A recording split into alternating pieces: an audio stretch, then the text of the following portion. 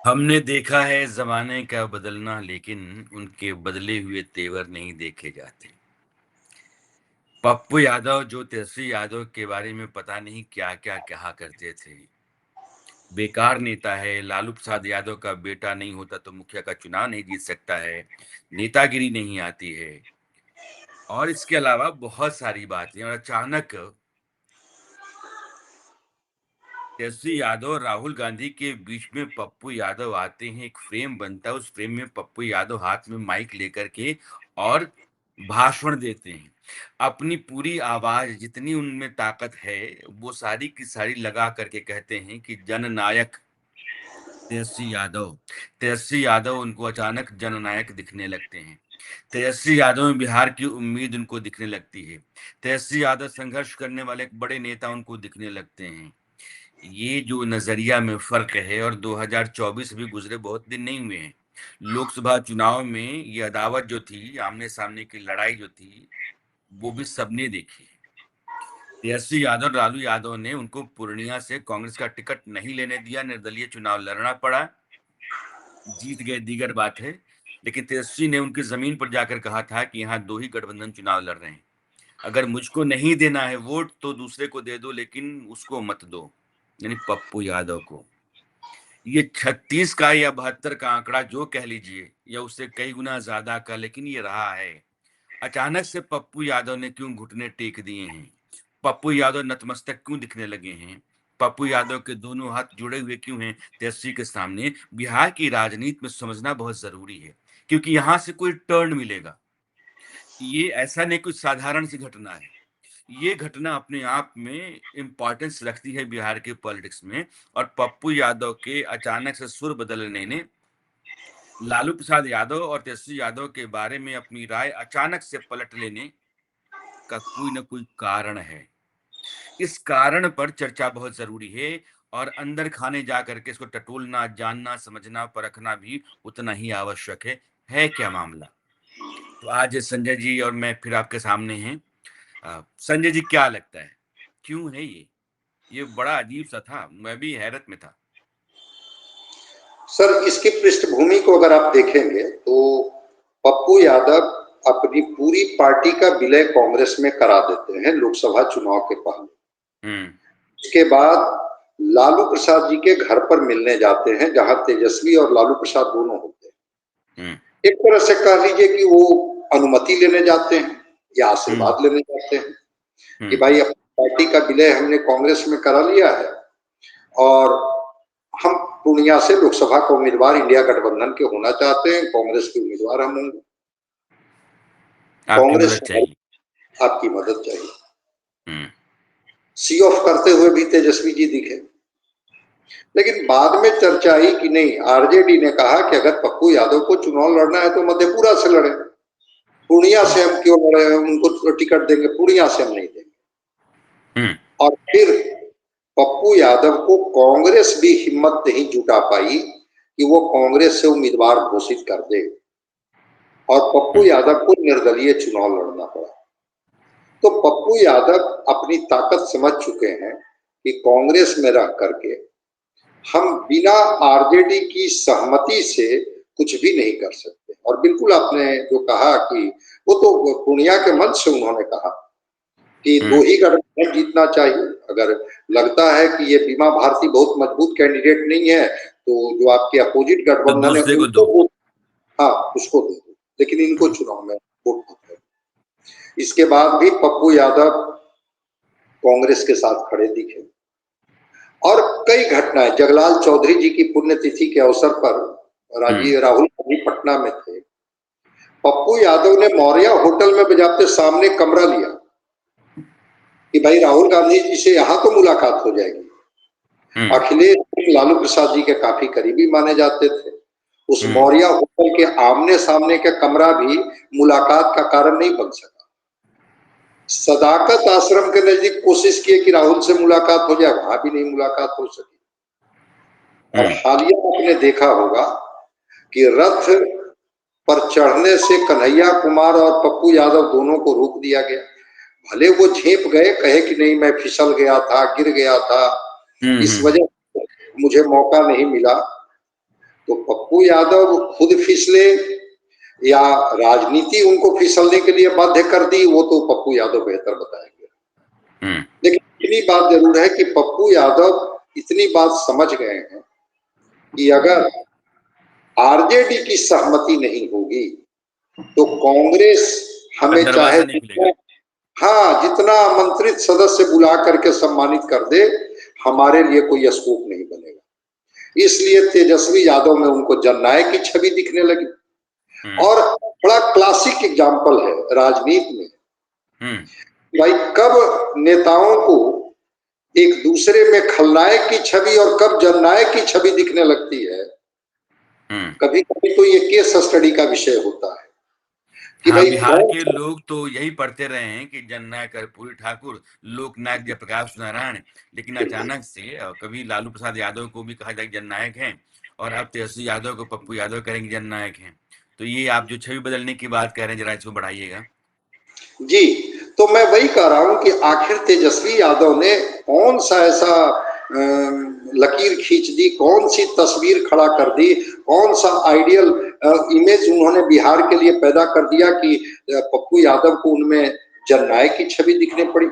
कर्पूरी ठाकुर जिन्होंने सत्ता का तो ये किया, उस पद को तो लिया, लेकिन सत्ता का कभी दुरुपयोग कर्पूरी ठाकुर जी ने नहीं। संजय जी, एक सवाल है। आपने कहा कि मौर्य होटल में राहुल गांधी के सामने का कमरा पप्पू यादव ने बुक कराया, कम से कम निकलते उनकी नजर पड़ जाएगी, मुलाकात हो जाएगी।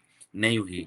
सदाकत आश्रम जो पटना में कांग्रेस का हेडक्वार्टर है, वहां राहुल गांधी गए, वहां भी वो मिलने की पूरी कोशिश करते रहे, लेकिन मुलाकात नहीं हो सकी।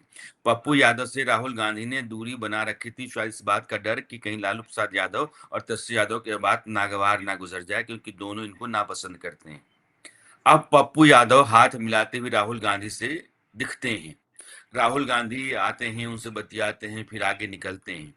तो यह जो मेल मुलाकात राहुल गांधी ने बढ़ाई है, तो क्या इसमें उधर से कोई इशारा है या सहमति है, या फिर राहुल गांधी अपनी तरफ से कोशिश कर रहे हैं कि इन दोनों के बीच में मेलजोल हो जाए? राहुल गांधी जी तो लोकसभा के चुनाव में भी चाहते थे कि मेलजोल हो जाए। आपको दो घटना मैं बताता हूं। कन्हैया कुमार ने तेजस्वी जी को मुख्यमंत्री मान लिया, भले कांग्रेस अभी नहीं मान रही है, राहुल गांधी भी अभी तक नहीं स्केप कर रहे हैं इन सवालों से कि क्या ये तेजस्वी मुख्यमंत्री होंगे। इस पर राहुल जी टाल जा रहे हैं। इनके जो बिहार के प्रभारी हैं अल्लाह बरू, वो कह दे रहे हैं कि जनता मुख्यमंत्री तय करती है, विधायक दल के नेता मुख्यमंत्री तय करते हैं। लेकिन कन्हैया कुमार तेजस्वी जी को मुख्यमंत्री मान लिया, मतलब कन्हैया ने एक तरह से अपने को तेजस्वी जी के सामने समर्पण, हाँ सरेंडर कर दिया, बता दिया। पप्पू यादव की मुद्रा भी वही है, सरेंडर की ही मुद्रा है। राहुल तो चाहते ही थे, लेकिन तेजस्वी जी क्या चाहते हैं, लालू प्रसाद क्या चाहते हैं, ये अभी तय नहीं हुआ। यात्रा राहुल दो बातें संजय जी यहाँ आती हैं, क्योंकि लालू प्रसाद यादव ने कन्हैया कुमार को या पप्पू यादव को पीछे रखा, या फिर उनको पनपने नहीं दिया बिहार में। कारण ये है कि वो चाहते हैं कि मेरे बेटे का कोई प्रतिस्पर्धी यहाँ ना हो। मेरे बेटे को विपक्ष के भीतर जितने भी दल हैं, उन दलों में किसी नेता की तरफ से चुनौती ना मिले, मेरा बेटा निष्कंटक रहे। अब जब कन्हैया ने सरेंडर कर दिया, या पप्पू यादव भी अब घुटनों के बल दिख रहे हैं, अगर इन दोनों के आने का रास्ता खुलता है तो समय के साथ साथ ये दोनों उनके लिए खतरा हो सकते हैं। तो जो डर रहा है लालू प्रसाद यादव के भीतर, या कहीं ना कहीं तेजस्वी भी मानते रहे होंगे कि इन दोनों को तो आगे नहीं आने देना है, तो इन दोनों के सरेंडर कर देने भर से क्या तेजस्वी लालू प्रसाद यादव इनको आने देंगे, या कांग्रेस के रास्ते इनको फिर राज्य में सक्रिय होने देंगे? इसको दो नजरिए से समझने की जरूरत है। कांग्रेस अभी भी सीटों को लेकर के बार्गेन कर रही है कि हमें मजबूत सीटें चाहिए, और पिछली बार जो वैसी 45 सीटें दे दिए थे जिस पर 4 बार से महागठबंधन नहीं जीती हैं, इस बार हम तय करेंगे कि कौन सी सीटें चाहिए और कितनी चाहिए। और कांग्रेस पप्पू यादव का इस्तेमाल करती है कि तेजस्वी यादव और लालू यादव ही नहीं, बिहार में पप्पू यादव जैसे यादव भी कोसी और सीमांचल के लिए मेरे साथ खड़े। इस बात को आरजेडी समझती कि जो महत्वाकांक्षी हैं जिस तरह से पप्पू यादव, तो उनकी महत्वाकांक्षा को लेकर के लालू प्रसाद यादव भी सतर्क रहते हैं, तेजस्वी जी भी सतर्क रहते हैं कि सुबह में जननायक बनाएंगे और शाम में फिर ये क्या बोलने लगेंगे, कोई ठिकाना नहीं। ये बात तेजस्वी यादव खूब समझते हैं पप्पू यादव के बारे में। तो वहां पर पप्पू यादव का इस्तेमाल कांग्रेस कर रही है एक दबाव बनाने के लिए आरजेडी के ऊपर। आरजेडी कितना दबाव में आएगी कि यादव मतदाता ऐसे भी हमारे साथ गोलबंद है, पोलराइज्ड है। ठीक है, लोकसभा की सीटें पप्पू यादव जीत गए, लेकिन यादवों के एक छत्र नेता के रूप में स्वीकारिता आज भी लालू प्रसाद जी की है बिहार में। इस बात को तेजस्वी भी समझते हैं, लालू प्रसाद भी समझते हैं। आरजेडी बहुत भाव नहीं देगी। इंडोर्स करने की कोशिश राहुल गांधी कर रहे हैं, कांग्रेस एक प्रेशर पॉलिटिक्स कर रही है पप्पू यादव के बहाने और कन्हैया कुमार के बहाने, और दोनों ने एक तरह से सरेंडर भी कर दिया, एक को जननायक ही बना दिया। लेकिन तेजस्वी ने भी कई हलकों में ने यह बात सुनी है कि पप्पू यादव की मंशा जो है वो अपने बेटे को बिहार की राजनीति में चुनाव लड़वाने की है। सार्थक रंजन अच्छे क्रिकेटर हैं, मैंने कई बार उनके मैचेस देखे हैं, शानदार है, बढ़िया खेलते हैं। सार्थक, मेरा ख्याल है कि जब लालू प्रसाद यादव से लोकसभा चुनाव के दौरान वो मिलने के लिए गए थे पप्पू यादव, तो सार्थक भी साथ थे। या पप्पू यादव ने कांग्रेस में दिल्ली में जब अपनी पार्टी मर्ज की थी, तब भी मैंने सार्थक को देखा था। तो सार्थक को लेकर के वो लगातार कई अहम मौकों पर दिखते रहे हैं, और अब उनकी मंशा है एक बाप के नाते कि मेरा बेटा जो है मेरी विरासत संभाले और वो भी चुनाव लड़ जाए। कांग्रेस का टिकट जब तक नहीं मिल सकता है जब तक लालू प्रसाद यादव, तेजस्वी यादव हामी ना भर दें। और ये पता है राहुल गांधी को कि जब तक उधर से हाँ ना हो तब तक कांग्रेस के भीतर इनकी एंट्री हो नहीं सकती है। तो अपनी एंट्री कांग्रेस के भीतर कराने और बेटे के लिए टिकट का इंतजाम करने की खातिर पप्पू यादव मुलायम पड़ गए हैं, यह कहा जा रहा है। इस बात से आपकी कितनी सहमति है? नहीं, मैं सहमत हूँ। वो न केवल सार्थक हो बल्कि सीमांचल और कोसी में कुछ सीटें भी पप्पू यादव चाहते हैं कि कांग्रेस के ही कोटे से सही, लेकिन कुछ हमारे लोग जो हमारे साथ खड़े हैं, और वो बार बार राहुल गांधी जी को आश्वस्त कर रहे हैं, प्रियंका गांधी को आश्वस्त कर रहे हैं कि अगर सीमांचल और कोसी की जिम्मेवारी दी जाएगी हमें तो हम परिणाम देंगे। तो सार्थक को तो वो चाहते ही हैं, कुछ और सीटें भी अपने खास समर्थकों के लिए पप्पू यादव चाहते हैं, लेकिन जाकर के चीजें वहीं पर रुक जाती हैं कि कांग्रेस के साथ तो मजबूती से आरजेडी खड़ी दिखती है, तेजस्वी खड़ी दिखते हैं, लेकिन पप्पू यादव के सवाल पर बहुत वो खुल करके कुछ नहीं बोलते हैं। पप्पू यादव के इशू पर वो चुप हो जाते हैं, और वही कारण है कि रथ यात्रा जब थी, जब भान पर सवार होना था, तो कन्हैया कुमार और पप्पू यादव वहां पर सवार नहीं हो पाए। दूसरी तरफ लोकसभा चुनाव में भी आपने नहीं देखा होगा कि तेजस्वी और कन्हैया एक मंच शेयर नहीं कर रहे हैं, दोनों युवा नेता है।